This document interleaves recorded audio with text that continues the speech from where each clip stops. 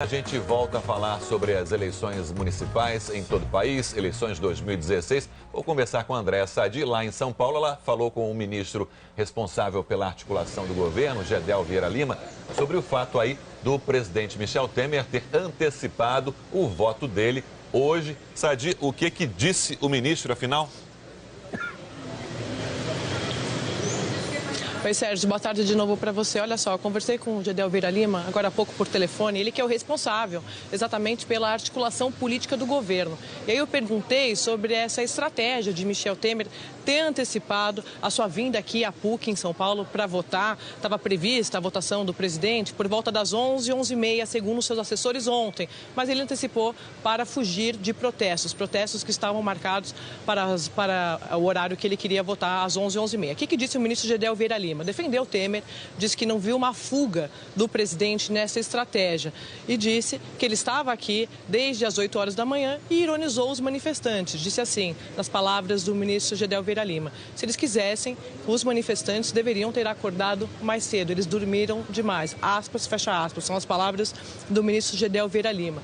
Ele disse que o governo estava monitorando, estava acompanhando as redes sociais, essas convocações, os chamados para esses protestos que estavam marcados para hoje, porque eu falei exatamente isso, que estavam previstos para ali por volta das 11 horas, 11h30 da manhã. E o ministro Gedel contestou essa informação, dizendo que ele tinha acompanhado ontem pelas redes sociais que os protestos estavam chamados para a partir das 8 horas da manhã. Então foi aí então que ele falou isso, que os manifestantes dormiram demais. Se quisessem protestar contra Temer, eles deveriam ter acordado mais cedo, porque o presidente, nas palavras do ministro Gedel Vieira Lima, não ia ficar esperando manifestação, porque, segundo Gedel Vieira Lima ainda, entre aspas, o presidente tem mais o que fazer, tem que cuidar das questões do país.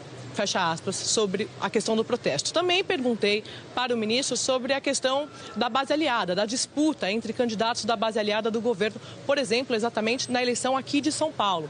E aí o ministro Gedel disse que, pessoalmente, ele defende e vai defender isso para o segundo turno, se houver segundo turno, que Temer ele se mantenha distante, assim como aconteceu no primeiro turno, segundo o ministro. Ele disse que o presidente não tem que se envolver nessa disputa, não tem que interferir em nenhuma disputa entre aliados, porque isso causa ruídos, causa confusão na base aliada, e o governo, segundo ele, está preocupado exatamente com o apoio dessa base aliada lá em Brasília para votar as medidas importantes que, segundo o ministro, são importantes para resolver os problemas deixados pela gestão anterior do governo do PT, da ex-presidente Dilma.